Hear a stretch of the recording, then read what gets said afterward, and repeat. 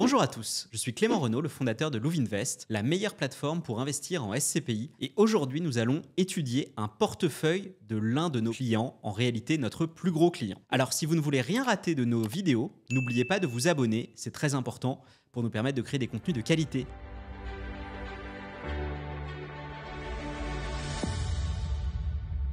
Aujourd'hui, on va analyser le portefeuille du plus gros client de Louvinvest. On va découvrir les SCPI dans lesquels il a investi et toutes les astuces qu'il a pu mettre en place afin de générer un revenu locatif le plus élevé possible. Alors c'est parti. Cet investisseur est un cadre d'une cinquantaine d'années qui n'a pas d'enfant à charge. Il investit en personne morale, en réalité sous le format de la SCI à l'IS, à l'impôt sur les sociétés, que nous allons évidemment voir un peu plus en détail. Il est soumis à l'impôt sur la fortune immobilière et il a un taux marginal d'imposition de 30%. Son montant investi est de plus de 2 millions d'euros, en pleine propriété uniquement, mais nous allons voir comment grâce à un choix judicieux de ces SCPI et un montage fiscal intéressant, il peut réduire au maximum la facture fiscale de ces SCPI. Cet investisseur a indiqué sur la plateforme avoir un objectif de revenu de 14 300 euros par mois. Et aujourd'hui, si nous prenons en compte le rendement brut de ces SCPI, il génère 13 315 euros par mois, soit 93% de son objectif. Alors nous allons y revenir, évidemment, le rendement brut des SCPI, notamment lorsque ce sont des SCPI européennes, est un petit peu surévalué par rapport aux revenus réellement perçus, car je vous le rappelle, le taux de distribution qui est affiché par les SCPI, et ça c'est la norme sur le marché, est le rendement brut de fiscalité étrangère divisé par le prix de la part au 1er janvier de l'année N. Donc par exemple, le taux de distribution 2024, c'est l'intégralité des revenus bruts de fiscalité étrangère de la SCPI sur l'année 2024 divisé par le prix de part au 1er janvier 2024. Pourquoi cela peut légèrement changer ? Les SCPI qui investissent hors de France sont soumises à un impôt local à la source dans le pays dans lequel elles détiennent des biens. Et donc, on distingue le taux de distribution brut de fiscalité étrangère du taux de distribution net de fiscalité étrangère, qui est donc celui qui est réellement versé à l'investisseur après paiement de l'impôt local dans le pays de l'actif. Petite note de transparence pour que vous ayez bien ça en tête, car effectivement, le taux de distribution brut n'est pas exactement le même que le taux de distribution net. Point également qui vaut le coup d'être mentionné, cet investisseur a investi des montants extrêmement élevés et en partie sur des SCPI avec frais de souscription, une grosse partie sur des SCPI sans frais de souscription, qui ne sont donc pas éligibles au cashback. Mais sur les SCPI avec frais de souscription qui sont-elles éligibles au cashback, cet investisseur a pu cumuler le montant astronomique de 26 625 euros de cashback en passant par Louvinvest. Je le rappelle, ces 26 625 euros auraient été perdus pour cet investisseur s'il était passé par un courtier plus traditionnel. C'est donc une démonstration éclatante de l'intérêt que peut représenter le bon choix du courtier lors d'un investissement en SCPI. Alors je fais une petite pause dans cette vidéo et j'espère qu'elle vous intéresse pour vous rappeler que grâce à nos outils, vous pouvez réaliser une simulation de portefeuille très rapidement et gratuitement en ligne. Le lien est juste en bas dans la description de la vidéo. Rentrons dans le vif du sujet. Premièrement, quels SCPI a sélectionné cet investisseur ? Vous pouvez le voir avec le graphique que nous vous affichons, il a un choix qui est diversifié, tant en termes de classe d'actifs qu'en termes géographiques. Les SCPI choisis sont donc Remake Live Hirokozen, deux SCPI sans frais d'entrée, qui étaient en 2023 dans le top 3 des meilleurs rendements, avec un taux de distribution de 7,79 pour Remake Live et de 7,12% pour Hirokozen. Et puis, à ces deux SCPI, cet investisseur a ajouté Transition Europe et Comet, des SCPI avec des frais beaucoup plus traditionnels, néanmoins des SCPI avec des performances éclatantes, puisque Transition Europe était la numéro 1 des taux de distribution en 2023, et Comet est parmi les toutes meilleures SCPI en taux de distribution en 2024. Pour rappel, Comet n'avait pas de taux de distribution en 2023, puisqu'elle a été lancée fin 2023. La répartition géographique des actifs est également bien diversifiée, puisque cet investisseur a environ 22-23% en France, 78% ou 77% hors de France,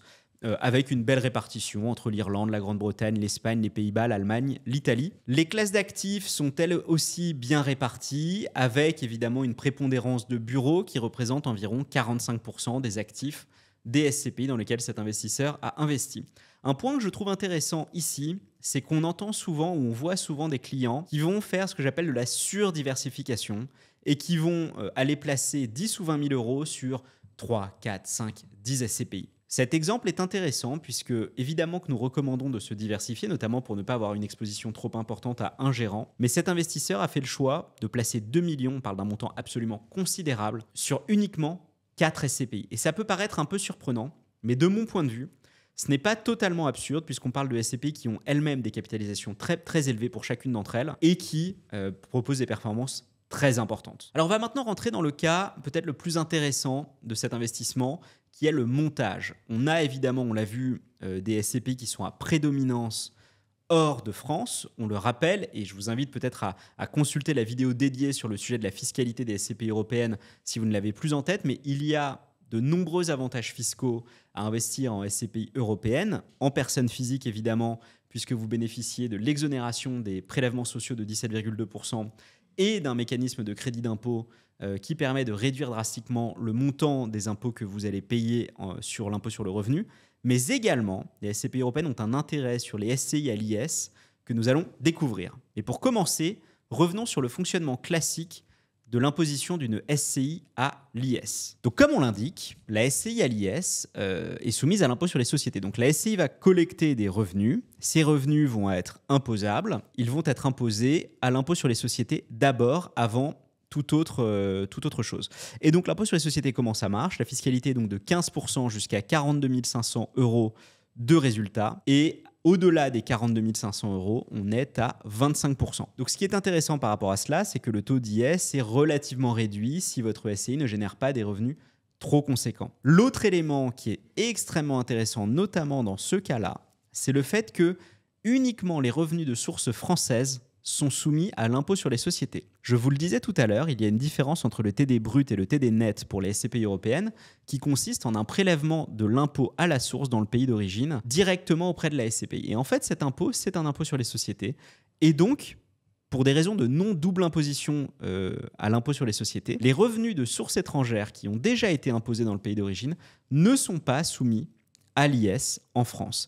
Et donc, en fin de compte, sur quasiment 80% des revenus de cet investisseur, donc via son choix de SCPI, quasiment 80% est hors de France, et donc ces 80% ne sont pas imposables à l'IS et reviennent dans la SCI sans imposition. Donc ça, c'est le premier élément qui est assez intéressant, qui permet notamment de faire les fameux intérêts composés, puisque les revenus qui rentrent ne sont pas soumis à l'IS et peuvent être réinvestis sans friction fiscale avec l'impôt sur les sociétés par la SCI. Un deuxième élément dont je voulais vous parler, c'est le système du compte courant d'associés. Lorsque l'on crée une SCI ou d'ailleurs n'importe quelle société, il y a deux manières d'abonder du capital, en tout cas des montants, sur la société. Le premier montant, c'est via le capital social. Donc, par exemple, à la création, on peut apporter du capital pour la création de la société. Le deuxième moyen, qui est peut-être un peu plus méconnu, s'appelle le compte courant d'associés et en fait est considéré comme un prêt de la personne physique qui va venir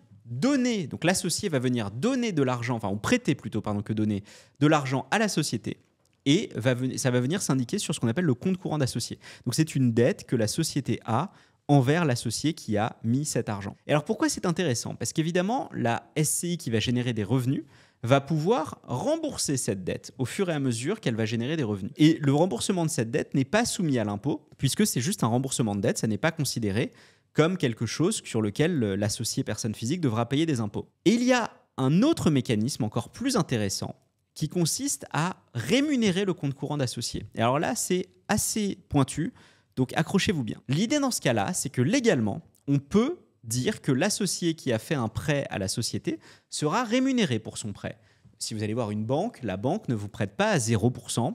Et donc, c'est un peu la même logique. En tant qu'associé, vous avez fait un prêt à la société, donc celle-ci peut vous rémunérer des intérêts. Ces intérêts sont capés de manière légale. Vous avez ici un tableau que nous vous affichons sur les taux d'intérêt selon les dates de clôture des exercices récentes des exercices fiscaux. Mais ce que l'on voit, c'est que récemment, ce taux d'intérêt annuel était aux alentours de 5,9%, donc un taux qui est très élevé. Pourquoi c'est intéressant? Bien, en fait, le paiement des intérêts sur le compte courant d'associé va venir constituer une charge déductible pour la SCI et donc va venir minimiser l'IS. En parallèle de cette minimisation de l'IS, À l'inverse, les intérêts qui sont versés à l'investisseur sont-elles soumis à la flat tax, au fameux prélèvement forfaitaire unique. Mais là où ça devient très intéressant, c'est que, évidemment, vu qu'on peut le sortir en intérêt, les parts de SCPI vont générer des revenus qui vont arriver dans la SCI, et ces revenus, on peut choisir de les faire sortir soit par du remboursement de compte courant d'associé, qui du coup vient diminuer la dette que la société a envers l'associé. Et là, il n'y a pas d'imposition pour l'associé. Mais en revanche, on vient diminuer le CCA, et une fois que le CCA arrive à zéro, le CCA étant le compte courant d'associé, on ne peut plus utiliser de cette technique, et il faut donc passer par d'autres méthodes pour rémunérer l'associé. Soit des dividendes, soit par exemple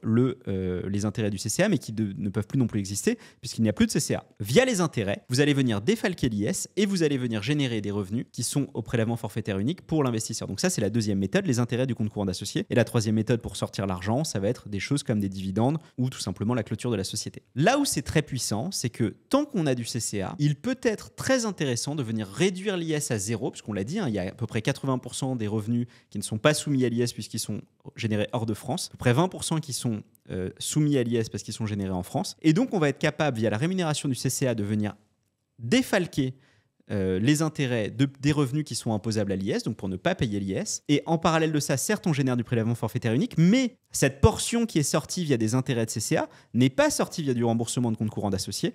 Et donc, on peut pendant plus longtemps faire jouer le compte courant d'associé. Donc ça, c'est extrêmement intéressant puisqu'on va venir neutraliser l'IS et maintenir un compte courant d'associé élevé qu'on va pouvoir du coup étaler et rembourser sur une durée plus longue. Donc ça, c'est vraiment très pertinent et on vous invite évidemment à consulter un comptable pour vous aider à mettre en place ce type de méthode. Donc là, vous avez vu, je pense, un des cas les plus pointus pour le plus gros investisseur de Louvainvest qui génère des revenus considérables. On parle de plusieurs dizaines de milliers d'euros, enfin même plus de 10 000 euros par mois générés grâce à son investissement et qui en plus, par un montage super optimisé, est capable de venir minimiser son impôt sur les sociétés et minimiser son imposition à titre personnel en jouant notamment sur le compte courant d'associé via lequel il a apporté les fonds et le fait de pouvoir avoir des intérêts sur le compte courant d'associé qui viennent potentiellement se défalquer de l'IS qui serait sinon dû par la société.